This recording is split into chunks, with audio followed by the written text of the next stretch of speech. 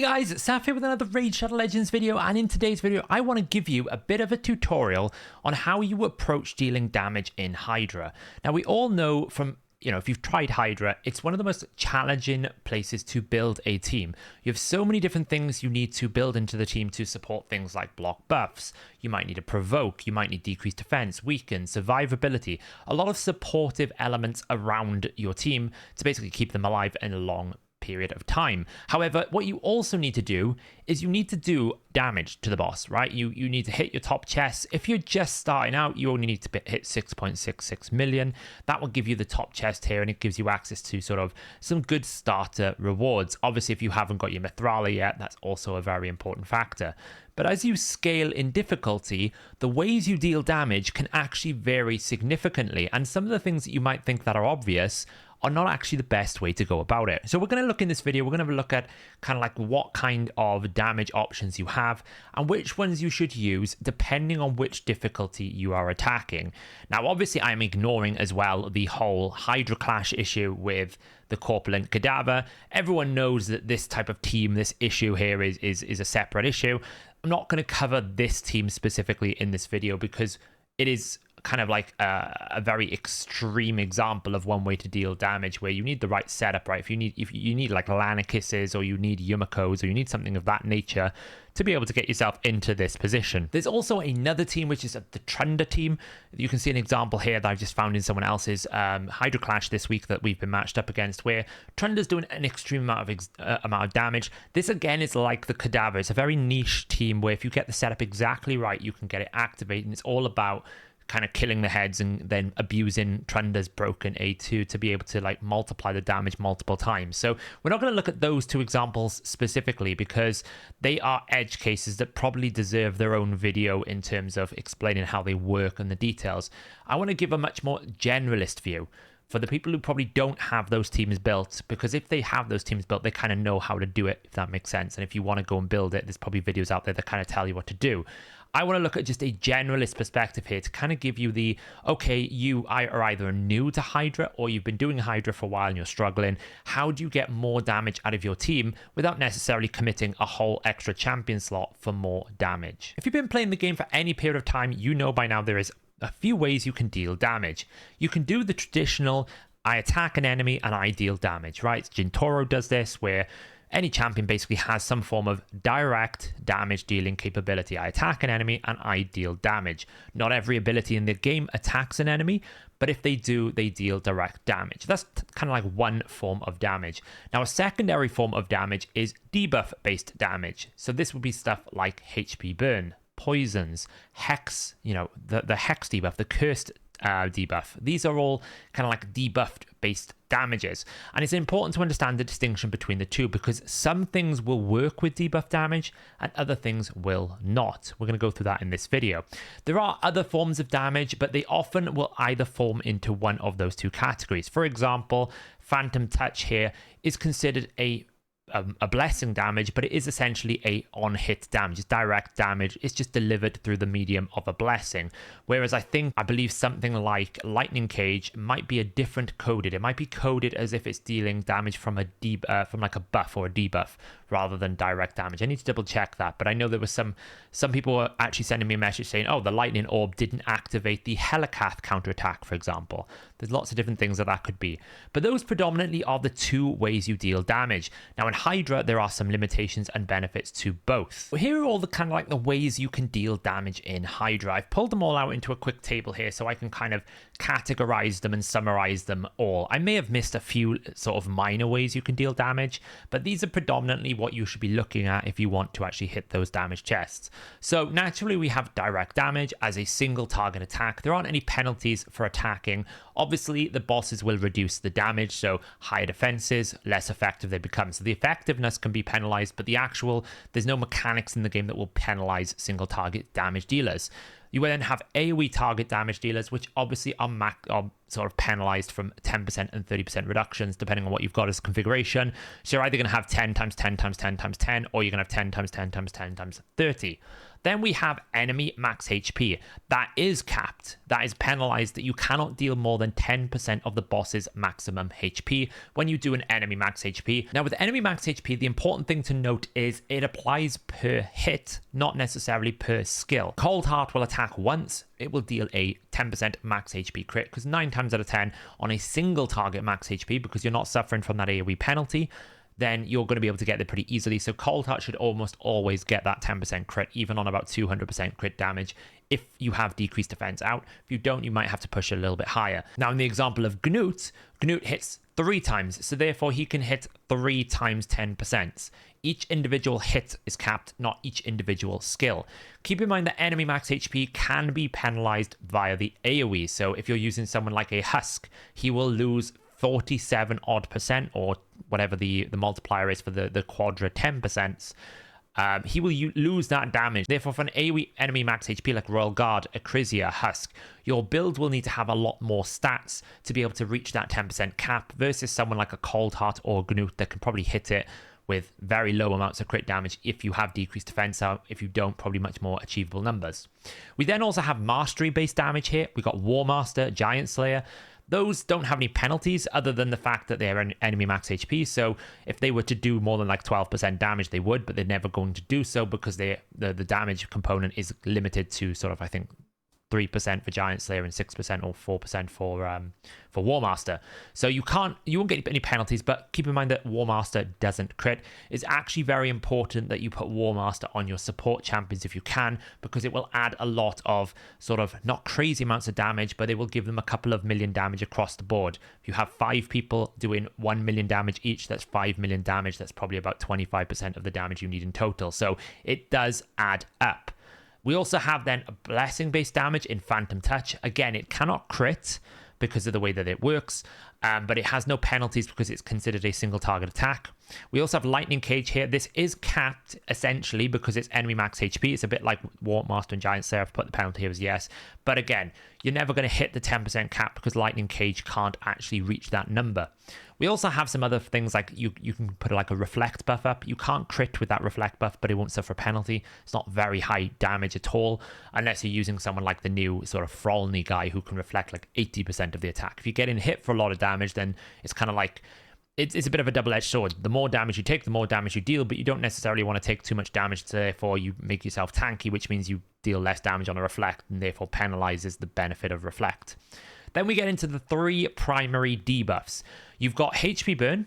Now this does have penalties. Essentially, the bosses cap it. Some bosses will do a 40,000 per hit. I think it's either the Suffering Head or something. One of them basically takes twice the amount of damage, but most of them, if not like 5 out of 6 of them, will take 20,000 on a HP burn. So whenever a HP burn activates, each other enemy head will take 20,000 unless it's got the passive that takes 40,000. Now with poison, it's much worse. 3 of the 6 heads are completely immune to poison, so they just don't even get a poison debuff. The remaining heads that aren't immune to poison, they will take 90% less damage from poisons. I would encourage anyone who has a poisoner, unless the poison enables some form of damage bonus, someone like a Bad Alcazar, or someone like an Akimtum who can basically translate the poison into certain damage in certain ways, don't bother with poisons. It's such a poor thing to bring into the fight, because to be honest, even the heads that can take poisons, you don't really want to put poisons on them. I'm talking about like the Head of Decay, for example. It can take poisons, which means you can overfill the debuff bar, and then you don't have space for the provoke that you require. So poisons can actually cause you to lose. So they're not a great source of damage. You'll never see a massive amount of damage coming from poisons like you can do with Clan Boss. And then finally, we've got Hex. Hex is a debuff that got updated so that 10% of a single target attack is transferred to all hexed targets. So if you attack an enemy and then you have another enemy that is hexed, that hexed enemy will take 10% damage of whatever that first head takes. For an AoE, it is 2%. So again, there's a penalty for doing AoE here. Single targets get a lot more benefit. Now, the important thing to note is the decapitation bonus. This is a big thing we're going to be talking about in a little bit. But essentially, when you decapitate a head, when you defeat the HP bar and you decapitate it, you don't kill an enemy, so it doesn't trigger any effects that will kill enemies. You don't get any bonuses for that, any passives that basically increase stats based on killing an enemy. None of those things will work. But what it will do is it will multiply the incoming damage from direct damage effects by 200%. So the burn will still do burn. It still protects the cap of the enemy max HP, so you can't go and hit that for sort of an enemy max HP hit and then get 200% more. It will still cap the enemy max HP, but things like Hex debuff will multiply because Hex is dealing direct damage as a debuff. So even though it's a debuff based damage, it's dealing direct damage, which means that the 10% that you spread will get multiplied by 200%. This is where Gnut can be very powerful. If you put a Hex up with Gnut, you can get about a 300,000 bonus splash to every single Hex target if they have been decapitated. In fact, if you go for the Head of Suffering, you can hit for something like 500,000 on Nightmare because the Head of Suffering has a much higher HP, which means you're putting 50,000 on all the decapitated heads via Hex, which is then multiplied by a factor of 3 because you're increasing it by 200%. So you're actually dealing 150,000 3 times to every single decapitated head. That's another 450,000 per head, which means that that initial hit would have been 1.5 million. Your secondary attacks are doing 500k, give or take, per decapitated head, so you can really ramp it up. So that's the only thing to understand with Hex here on the decapitated head. It does multiply. Poisons remain the same problem. Things like Phantom Touch, I think, will multiply. I'm not sure. I think it might not, because Phantom Touch is essentially fixed damage, right? When something cannot crit, it's normally fixed damage. War Master, for example, is 3% of the boss's HP. That doesn't change, so it's still going to do the same amount of damage. Single target AoE targets will get multiplied, but again, keep in mind that the damage reduction is still applying for AoE target. So those are the ways you can deal damage. Now let's get into what type of damage you should use depending on the difficulty you are fighting. So there's a lot of numbers on this screen. I'm going to break it down into sort of 3 sections here mainly, right? So what I've done is I've pulled out all of the difficulties of the heads and all of the HP pulls, so we can have a bit of an analysis on, okay, if I'm attacking normal, how does it compare to Nightmare? How does it compare to Brutal? How does it compare to Hard? And I've mapped them out into kind of a priority table. We're going to ignore this for a second. We're going to look at the numbers first. So let's just take a look here. So you can see the HP of the highest HP on Nightmare is 3.8 million. On normal, the highest HP you're going to be facing is 1 million. Very important from an enemy max HP position, because you can only ever deal 10% of these numbers. So 10% of 1 million is 100,000. 10% of 3.8 million is 380,000. It's almost 4 times as much. Very important we understand that difference here. Also, the defense numbers will have a significant difference in terms of how much our sort of non-enemy max HP damage can deal, because the higher the defense, the more damage that is reduced, the less damage that I deal. And of course, we've also got HP burn applying here, and we've got Hex and various different effects. So what I've done is I've pulled these numbers out. I've basically looked for the most tankiest, highest HP head that I can find. So the highest amount of defense on a head, excluding the suffering head, is essentially so high it's irrelevant for this equation, because nothing you ever do is ever going to bring that down to a reasonable level. But if we look at the highest non-suffering head, it is 6.2k defense, 3.5k defense on Nightmare for the squishiest, or the lowest head. And then we range from 2.5 million to 3.8. And then we scale it down to the lowest end. You see it's somewhere between 1.4 and 2.5k defense, 600,000 HP to 1 million. So you can see the damage reduction is a big difference. We're talking the lowest, squishiest head on normal has a damage reduction of 26%. The most squishiest on Nightmare has a damage reduction of 52%. So it's almost like double, it's halving the amount of damage you deal. So what we're going to be looking at here is, I'm going to assume that we hit a target for 200,000 damage. Okay, that's just a number. It's an arbitrary number. You could put like 20,000 in here, 40,000 in here. We will change it up as we analyze this. We're starting at 200,000. And what we're going to do is we're going to compare the different effects together to see which one is actually better for each stage. So let's have a look at normal first. So normal, the most we'll ever do in a single activation of HP burn is either 80,000 or 100,000. In the high version here, I've basically assumed if we've got that head that can take twice the amount of HP burn. So I'm not talking about, every single head activated. I'm talking about if one instance of HP burn activates, how much damage does that deal? It would be the same thing if I use one skill on one head, or if I use one AoE ability on all heads, how much does that work? Okay, so we're basically talking about, okay, so it's 100,000 or 80,000, which is basically 4 heads taking 20,000, or 3 heads taking 20,000, and 1 head taking 40,000. Now for a max HP nuke, it's obviously 10% of their head, right? So if I want to deal damage to 1 head on a single target basis or an AoE basis, obviously AoE would multiply by 4. That's something to keep into account. We're only looking at one specific head example. This would be 60,000 damage on the low, or 100,000 on the high, right? So much damage an enemy max HP. Even if you had 700% crit damage, something crazy, it's not going to change. It's always going to be this number that you deal, because you're hard capped by the mechanics of the boss. Then we talk about direct damage. So what I've done here is I've actually applied the 200,000 to the damage reduction equation. We've basically worked out, if we're taking 200,000 damage, how much is reduced by the boss? What damage am I left with? So you can see on the low, that 200,000 would end up dealing 147,000.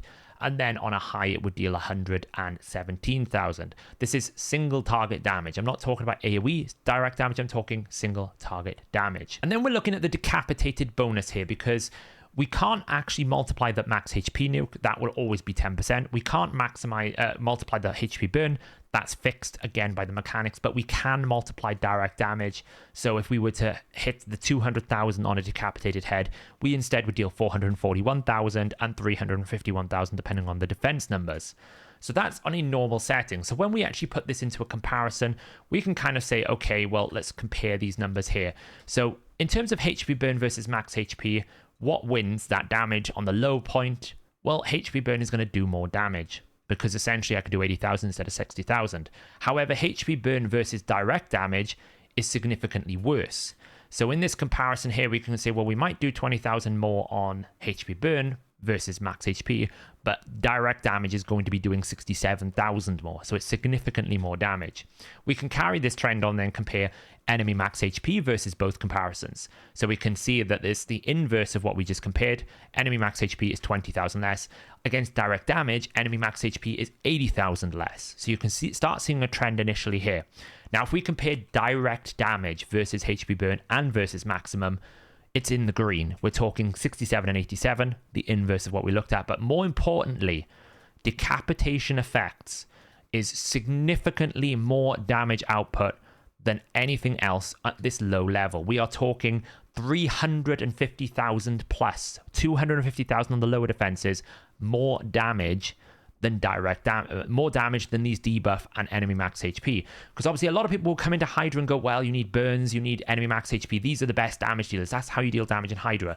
Yes and no. On this lower level, on normal, that's not the case. You're much better bringing direct damage here, trying to decapitate a head and then maximizing the damage output on those decapitated heads, than trying to bring all these sort of debuff and enemy max HP. So if you've got big damage dealers, then it's going to be really good. If you don't have big damage dealers, then yes, you are going to find that HP burn is going to be more efficient. You're going to find that enemy max HP is going to be more efficient, because you're not doing enough raw damage.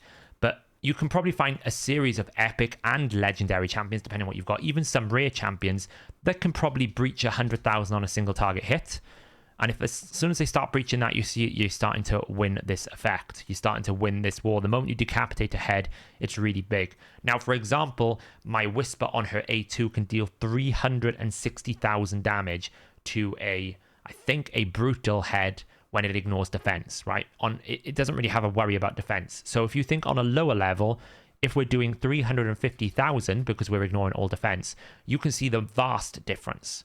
You can see that Whisper is massively out damaging it. So if you've got strong single target damage dealers on normal, that is the way to go. That is really, really strong.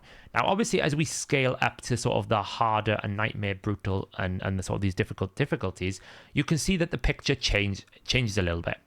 The enemy max HP continues to get stronger and stronger and stronger. So enemy max HP is far better on your nightmare and brutal, where you're dealing anywhere between 180,000 to 380,000 depending on the difficulties, versus these lower levels where it's like 660 to 200,000. Okay, it kind of starts getting better as you start jumping into brutal. That's where enemy max HP gets a lot stronger. We can see that HP burn is a constant, consistent kind of damage output. It'll be as good as it is on low, on normal, as it is on nightmare. It's not really going to change because it's hard capped. Enemy max HP is always going to get better. Direct damage is always going to get worse. The harder you get, the less damage you deal because the more defense the enemy has. Now, obviously, if you can get your area bonuses for ignore defense, you put them in savage cruel, you can do things like destroy the enemy's defenses with cruelty, then this becomes a lot closer towards the low level, right? If you can get these defenses destroyed. So, for example, if we take 6,529 and we destroy it by, say, cruelty, well, that brings that down to around about 5,223, and then if you apply a defense debuff on there, that's going to bring it down to 2,000 defense. And then if you sort of ignore a proportion of that defense, you see what I mean, you're getting closer and closer towards this really low level of number here. So direct damage will improve as you climb if you have the relevant defense destruction mechanics, but if you don't have those, then you can see the direct damage start suffering. And you can see that it actually does start losing out against enemy max HP. So you tend to find that direct damage is a lot harder to apply on higher difficulties, as well as those big single target hitters tend to be attack-based champions, and they're very squishy. We're talking your Vals of the world, your Whispers, right? These champions that can hit really hard. Franox is another great example that can hit really, really hard on that A2. But they are attack-based and they have low-based defenses, or they're quite squishy, so keeping them alive is more of a challenge. Whereas enemy max HPs, they can be built in defensive stats because their damage is scaling off the enemy, not their own primary stats. People like Acrizia have a passive that has 50% damage reduction. These max HP nukers make Nightmare a much more stable environment, even if they could technically lose out to direct damage. The TLDR of this kind of explanation that I'm going through here is the higher you climb, the more the direct damage loses, the more that max HP becomes a primary and a better form of damage, but HP burn is kind of like a constant average. Now, one thing to call out here is we do get a bit of example with Hex here, right? So the Hex is an important factor where direct damage and max HP damage will impact it, but HP burn will not. So if you're planning on putting Hex in your team, which in my opinion, I think every team should have someone either as a Hex champion like Mithrala, Akemtum, Ruel, someone with a Hex debuff, or you put someone with lots of AoEs that can attack with Cursed set, right? I've used Thylesia in Cursed, it's very good. I've used someone like Krisk in Cursed. I've used Mashaled in Cursed, and the Hex debuff is always out, which means that you get a lot more damage because you're just constantly ticking away. Even if sometimes you're only doing 20,000, 10,000, 15,000, it's constantly ticking damage. It's very good as well if you need to get Hydra heads, the consumption, if you need to get your champion out of head, because you're constantly dealing the damage, even if it's behind a poison cloud. Cursed is also quite good because you can apply that Hex whilst poison cloud, so you can actually get a lot of damage and a lot of chipping away. So I highly recommend that people bring Hex into every single team that you've got. It's almost like a no-brainer, either on a champion or as a curse set with a heavy AoE champion, so that you can get that uptime going. But all of these numbers here, for example, so if this was a single target hit, then 36,000 would get taken out and then passed over to all other heads under Hex and then multiplied by 3. So this one ability would actually potentially have the ability to produce another 36,000. We times that by 3 and then produce that by 3 because say like we've got all the heads decapitated, for example. Then you're dealing an extra 325,000. You're doubling your single target damage here. So it's very powerful. This is why, to be honest, I have started moving away from HP burn and moving towards enemy max HP nukers and direct damage where I can, using block buffs to stop that poison cloud, because whilst HP burn is good, not many HP burn champions hit hard. So you're taking a spot away from someone who could just basically one-shot things or hit it really hard. So what you end up getting is a table like this, where 4 is the highest priority you can possibly place in a team, and 1 is the lowest priority. So when we're looking at normal, we're basically saying that regardless of the difficulty, Hex is a high priority because you're going to get consistent damage output from it. The moment you attack an enemy, you're getting bonus damage. There is no penalty for it. As long as you can fit it into your team nicely, it's absolutely okay. And normally one of the 6 champions has the capacity to either accept a curse set, or one of them has has Hex in their kit. So I think it's a pretty good thing to bring. You can see that on a low difficulty, HP burn is quite a high priority because it's matching the direct damage and max HP quite well. It's able to compete pretty consistently at that level compared to how much damage you can deal. Obviously, it's nowhere near direct damage. You could make a case that it should be 3 because direct damage is significantly better if you have high single target damage dealers rather than AoE. You don't really want to bring AoE damage dealers. You always want to try and bring those big single target nukes. We're talking champions like Ninja would be absolutely fine. Jintora would be absolutely fine. We're talking champions like Whisper, Franox, Faceless with his A2 is pretty good. Any champions that do random attacks, single target attacks, Val is pretty good, even though he has an AoE. His other 2 abilities hit really hard. He scales quite well. Siege Hulk can hit really hard. These champions that have strong single target damage abilities, you know, someone like Alika on the A2 and the A1, they are very good for normal. Because the concept is you destroy, you defeat a head, and then you attack that decapitated head as many times as you can and get as much damage as you want. You will find you can hit 6.6 million in about 4 minutes. On a good account. Now, obviously, if you're starting out, you may not have access to very good gear, which is why the HP burn is still very good for that area. You can bring your Artak in and just get some burns out. But all you have to do is kill a head. If you can kill a head, you will be amazed how much more damage you can deal. And it also multiplies the value of Hex, because essentially the more direct damage you deal, the more Hex damage happens. On normal, you actually really don't want something like War Master and max HP, because the enemy heads are quite low. So you actually really don't want them. I mean, War Master's fine. I've rated it 1 here. You probably would want it on everyone, but the value of it is lower, is what this chart is showing. You really don't want max HP on normal. You're much better bringing strong single target damage dealers. When we move to hard, HP burn gets less of a priority. Direct damage gets less of a priority. Max HP starts becoming a priority. Again, we're keeping the Hex. War Master becomes more efficient. When we get to brutal, HP burn is lowering in priority now, because essentially max HP is able to overcome and do more damage. You can still bring direct damage in brutal, because it still will do well if you can destroy the heads and set them up and keep them alive. Brutal doesn't hit as hard as Nightmare, so you might be able to do that. And then when we get to Nightmare, by now you should be focusing all in on max HP nuking as much as you can, and then sprinkle in a bit of strong single target damage dealers, right? You can bring in someone like a Val or a Whisper if you can keep them alive. The challenge is keeping them alive, not necessarily their performance in damage. If you can get them to work, they will work very well on Nightmare if you have the right setup. But at this point on Nightmare, you probably don't, if you had a choice between the best champions for that, you're probably noticing that you won't pick HP burn, because your max HP nukers will always outperform a HP burn champion. If you have space to bring another Husk or another Royal Guard or a Grisor or an Acrisia, you will always pick those over someone like a Teela or someone like a Mordecai or someone like an Artak, because they will outperform them quite comfortably. The only thing that I would say as a note is HP burn activators can match a little bit. If you can manipulate and force the burning to happen more often and extend it, then it's pretty good. I use Sissia, for example, in my hard team. I don't use her in brutal, but she does have those decreased defense and weakens with an activator and a burn, so she can be quite good. So just keep that in mind. Obviously, champions like Tumacia as well, you're actually bringing dual roles, because Tumacia, while she places HP burn and one of the only of 2 champions that can place HP burn behind a poison cloud, her actual benefit is it converts her single target nuking ability, her direct damage, into extremely high numbers based on burns. So you're using her not necessarily just for the burn, you're using her for the direct damage as well.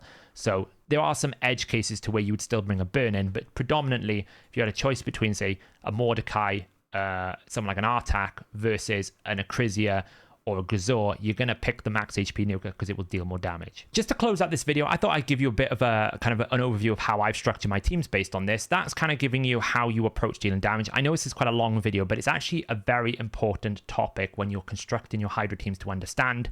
You can see I've got 3 teams that I've been working on. They're not all perfect. I'm working on improving some of them. The Nightmare team is pretty good.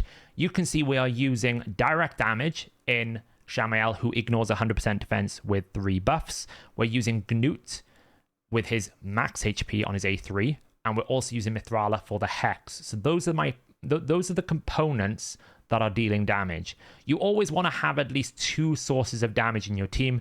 If I didn't have the Shamael, then I have no way of actually getting Gnut out when he's consumed. There's no burns in this team. There's no other form of damage. That's why Shamael is in this team. He deals with the Torment solution, and he acts as a secondary damage source. alongside the Hex. So that is important. Now, if we look at the Brutal team that I've got up here, this one I'm still playing with a little bit, but the idea is it's all about Whisper. Again, we don't have any HP burn here, but what we're doing is we're using the provokes from Krisk and Husk. Husk is in here because of his provoking ability, but he's also a max HP nuker. We've got Whisper as our direct damage, which hits very hard. On this difficulty here, I can pretty much hit 1.2 million on a decapitated head, which is only going to improve as I start getting to a 6-star, where I can get Crush and Rend. When we start getting area bonuses, it is absolutely massive. Yes, her A2 ignores 100% defense, but her A3 and her A1 don't. So having those extra abilities will improve her damage output overall. And then we have Val, who is one like a ninja style champion who we can scale his passive. He also brings the AoE weaken. So we've got the decreased defense, AoE weaken to set up the Whisper, and then we've got 3 forms of damage here to actually put it out. It's a little bit risky because we're using Cursed Krisk. My Cursed gear is not good enough to keep the Krisk alive very well. I need to improve and farm more Ice Golem, but that is where we're getting the Hex from, right? So there's Hex in here, there's enemy max HP, there's big single target damage dealers, and then we have support. And then finally, the hard team that we're doing right now is we're using a Cursed Mashaled. So this Shamel is not built for damage. He's built actually just to deal with the Torment Head.